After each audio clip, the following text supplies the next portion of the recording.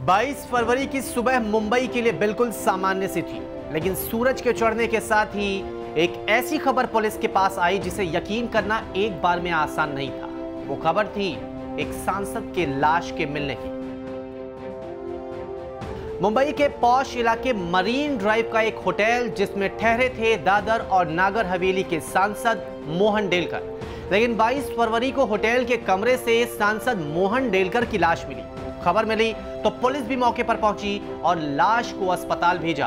और अब पुलिस का काम यह पता लगाना था कि आखिर मौत के पीछे वजह क्या है। ज्यादातर मामलों की तरह इस केस को भी आत्महत्या की तरह देखा गया, लेकिन पुलिस ने तफ्तीश के एंगल को दूसरी ओर भी मोड़ा है। लोकसभा और राज्यसभा मिलाकर सांसदों की संख्या काफी ज्यादा है। उन्हीं में से एक थे नागर और दादर हवेली के सांसद मोहन डेलकर। आपको बताते हैं आखिर मोहन डेलकर कौन थे, राजनीति में उनका रोल आखिर कब से शुरू हुआ था। दादर और नागर हवेली से सांसद थे मोहन संजीभाई डेलकर। डेलकर ने सिलवासा से एक ट्रेड यूनियन के नेता के रूप में अपने करियर की शुरुआत की। विभिन्न कारखानों में काम करने वाले आदिवासी लोगों के अधिकारों के लिए उन्होंने संघर्ष किया था। आदिवासियों को लेकर डेलकर का नाम काफी सुर्खियों में आया था। और जब हिंदू, मुस्लिम, सिख, ईसाई पर राजनीति हो रही थी, उस दौर में डेलकर ने आदिवासियों के हक में आवाज उठाई थी।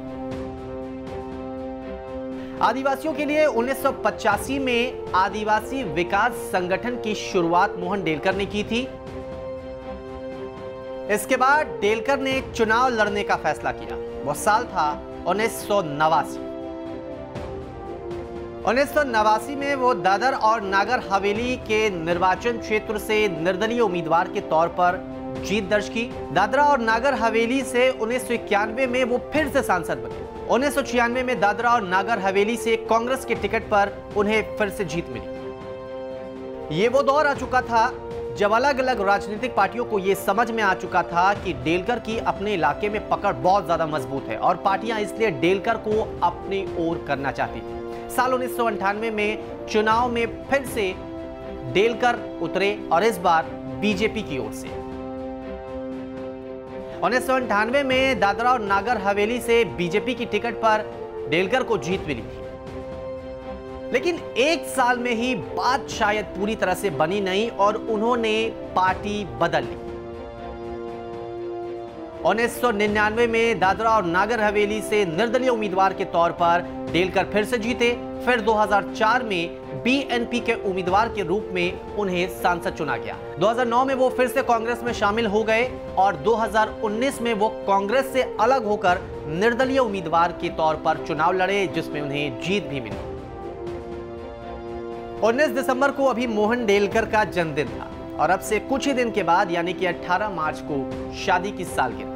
इन दोनों अहम तारीखों के बीच कुछ ऐसी चीजें घट गई जिससे परिवार को एक बेहद झटका लगा है। दिसंबर और मार्च के बीच फरवरी में मोहन डेलकर की लाश मिली। खैर, सुसाइड नोट भी मिला है, लेकिन बहुत सारी चीजें हैं जिसे अभी भी देखना बाकी है।